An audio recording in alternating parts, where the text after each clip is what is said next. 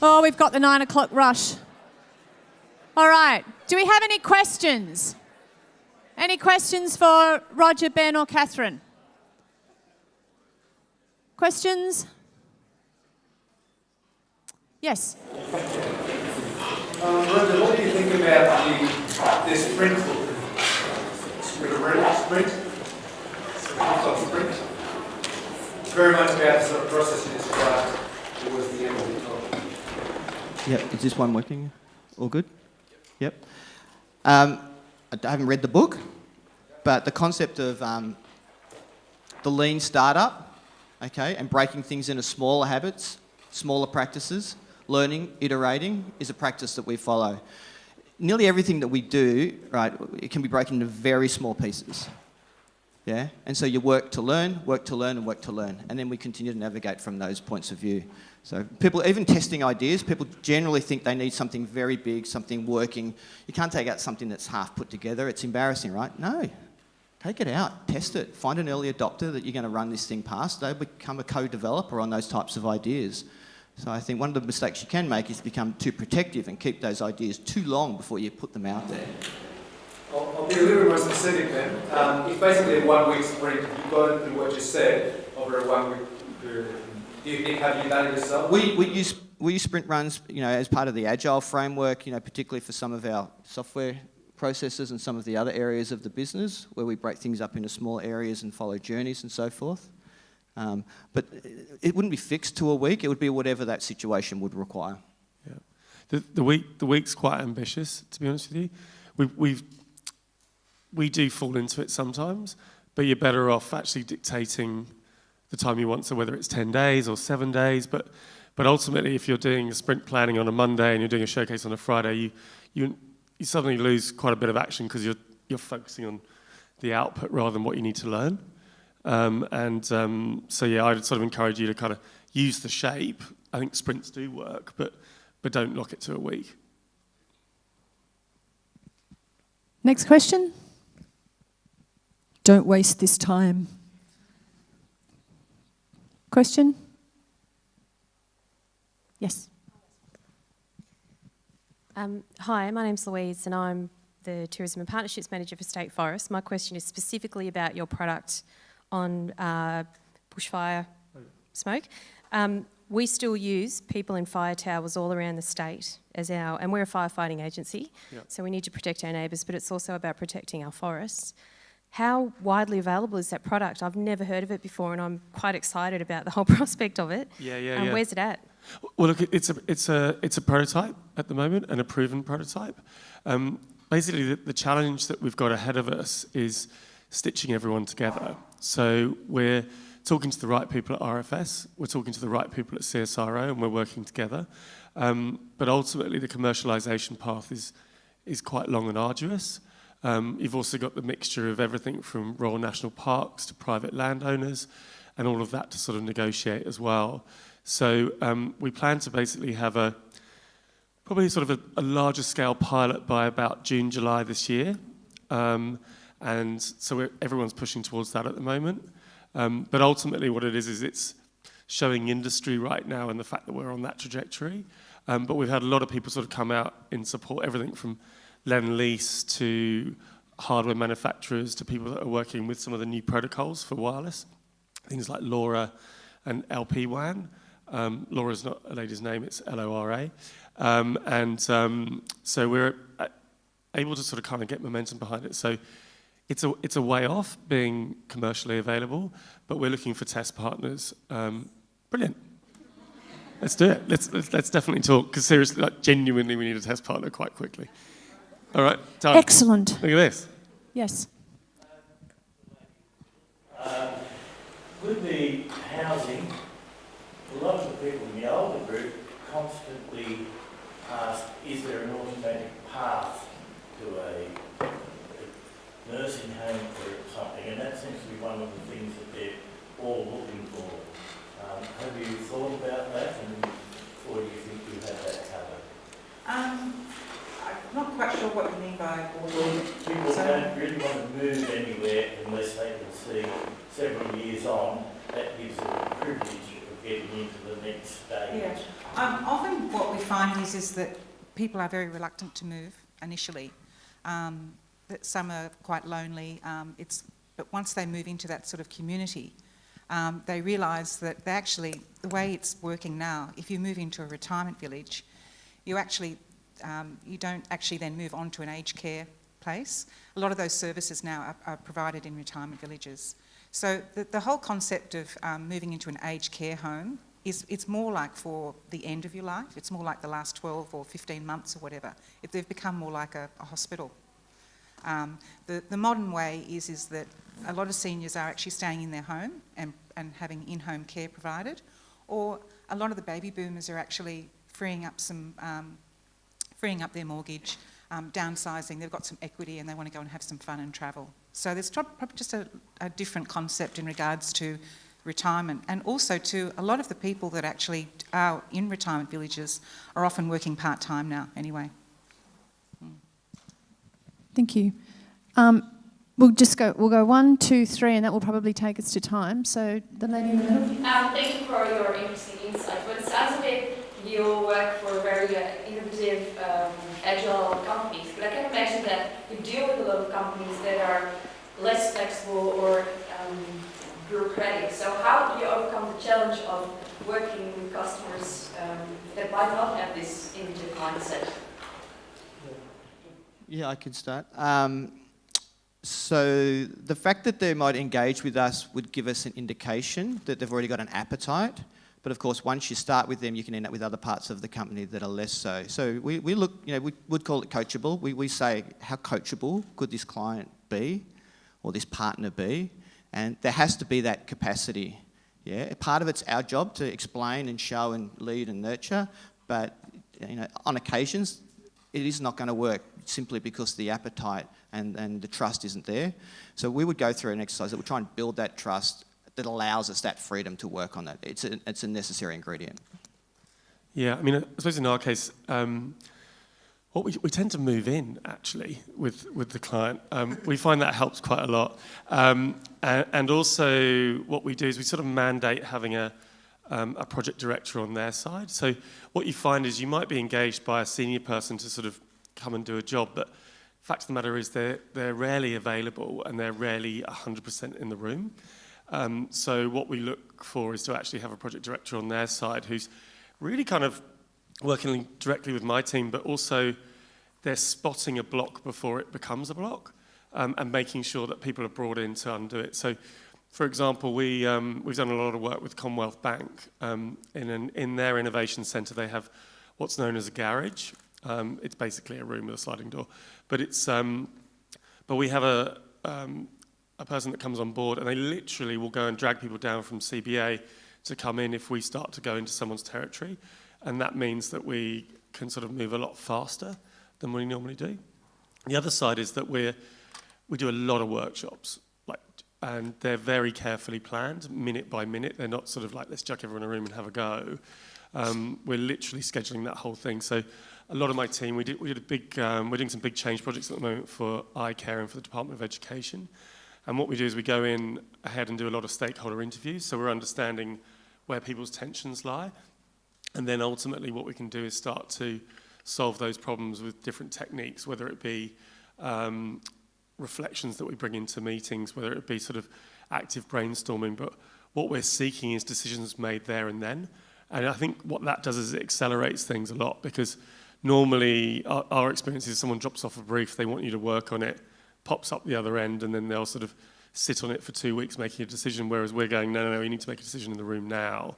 And what you find is you inspirit accountability and you inspirit decision making, and then everyone's sort of kind of moving at a speed that's actually pretty good. So what we find is, although when they leave that room they might fall back into business as usual, when they're in that room for the half day or the full day that we've organised, we're powering through stuff, which works really well. Thank you. Up the back, there was a question. Yeah, good morning, Roddy Deer from Westpac. Clearly, private enterprises achieving some great social outcomes through risk innovation. Sadly, we don't see that to the same extent in government and politics. do you see capacity for government politics to embrace innovation? And if so, what sort of cultural change will we need to see? You want me to take the political question? That's what you're saying? Let's go. We meet with a lot of politicians and government, and we talk with them. I suppose one of the frustrations we have is that we often talk about R&D, right? And that there are a lot of grants and funding around R&D, particularly the research side. We see it quite well funded and supported. But we're kind of more interested in the RDC, the commercialisation part.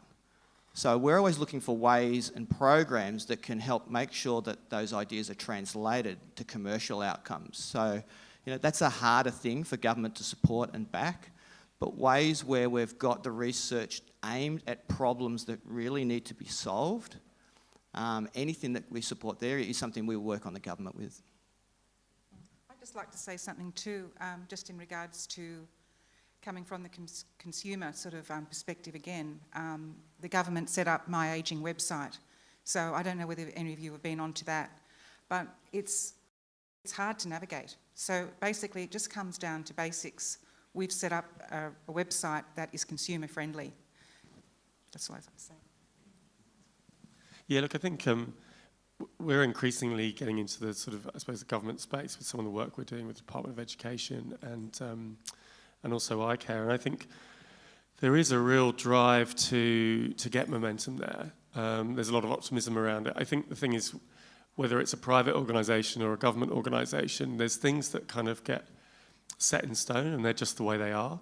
And I think the thing is, as you're getting new blood that's coming into those organisations, there's a real drive to get momentum. It doesn't mean it's going to happen overnight, but there's a willingness. And what we're finding with our work anyway is, as really from the previous question I just had, the going in and sort of running a 1-day, 2-day session and unlocking, that potential means things move quite swiftly.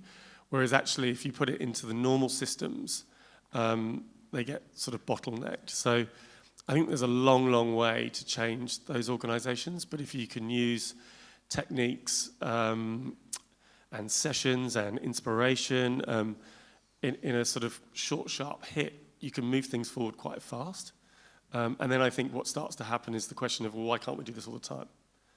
And then slowly you start to sort of knock it over. So I don't know if that goes some way to answer your question, but I think it's quite a long path because you get a lot of bureaucracy and a lot of people that have been in seats for a long, long time. And I think that stagnation means that you get people go, well, we don't really do that sort of thing here, do we? But in fact, what you are finding, there is new blood going in for the very reason to drive that change. I'd like to add a different dimension to that as well. I think we really need to start walking our talk. So we entered the ideas boom and we went fail fast and, learn fast, fail fast, do all of that. Then we tried doing my favourite story around that is we tried census electronically. It didn't work. It collapsed. And what did we ask for? We asked for heads to roll. We wanted the Prime Minister sacked. So we're not actually walking our talk. We're not going, let's try something. Let's see if it works, if it doesn't work. And I'm not saying there weren't things that should not have happened in that whole census debate. That's not the argument. The thing is, we don't kind of go, well, let's get back up. Let's figure out how to solve it. We're so keen to blame someone. And the other thing that I say, so I'm very fortunate to be able to facilitate some university courses. Who is the government? The government are the people that we vote in. They're people just like us, but we kind of all of a sudden start treating people differently. So I think we really need to start walking our talk around innovation and supporting trials. And when they don't work, instead of condemning people, actually support things to then work, figure out what went wrong and then fix it. So sorry, I had to add my bit in there. Steve. Fantastic presentation. Thank you all. Very insightful and inspiring. I'm from the Business Centre. We've been innovating for 32 years, but I'm interested in diversity, Roger, and how you get young people. It's so wonderful to see some young people from our community here today. How you get that, and I'm coming from it from, I was in Pandora the other day and noticed all the categories my daughter downloaded on the phone, which she likes. Have got 19 million, 20 million. And the ones I like have got about 6 or 7 million. I think there's a bit of a signal there. So how do you go about keeping connected to the bigger group and a more influential group, I guess, in terms of ideas going forward. How do you get that diversity into your thinking? And I guess it's going to be the same for your business as well. With I want my kids to know about this technology because they might be going on that when they park me somewhere. Actually, our demographic is very underserved. You know, you say the word senior, and I've been at conferences and people's eyes just glaze over. They want to be talking about drones and things, which is very exciting and whatever. But we're actually serving a market that is very, very underserved.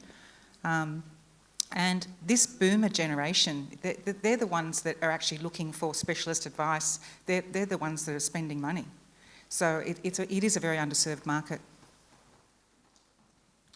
Yeah, I suppose an insight on generation. We're very lucky. I mean, M&C's, we're 450 staff, and we have a whole entire social team. We have an insights team. We have all that kind of stuff. So I'm very lucky to have a lot of that stuff by osmosis. We also are unbelievably curious, to be honest with you. And as a team, we're constantly sort of sharing insights with each other. And I'm very lucky in that way. So it's sort of instilled in the team itself. I am conscious of, like, as I get older, I sort of less sort of click into some of the things that I used to just know about. And I'm very conscious of that. Like, you know, I try most things. I can't click with Snapchat. I've really tried. I'm just baffled. I'll probably have another go again. But I used to always be the quintessential early adopter, and I am in many ways. But some things are just not clicking anymore. Basically, I think primarily because of time. But I think really echoing what Rog was saying is the fact of that immersion part is you do need to get in and have a go. So when you do hear about something, do sign up. You can be in somewhere in about 15 minutes and get a sense of it. It doesn't mean that you fully understand it, but at least you've got a point of view. And I think that's really critical for all of us to stay present on planet Earth, as well as sort of get the best out of our jobs as well. Yeah, we hire a lot of young people into the company, and we don't hire them because they're young. It's because the attributes that they bring with them. You know, it just often happens that they're in that useful sector. We've actually interviewed and asked them why they joined the company and what they're looking for. And the number one reason that always emerges when we ask that is they're looking for challenge in their careers and in their life. So they just want to be continually challenged. The purpose comes second. It's the very next one. And then there's a long tail of a whole bunch of different reasons why they joined. But there's this hunger and curiosity and thirst for challenge. So we do that. Innovation is an area within our business where there is no org structure and org chart. So if they come in as a junior engineer or scientist, they do have to take 5, 10, 15 years to move up to become a more senior engineer.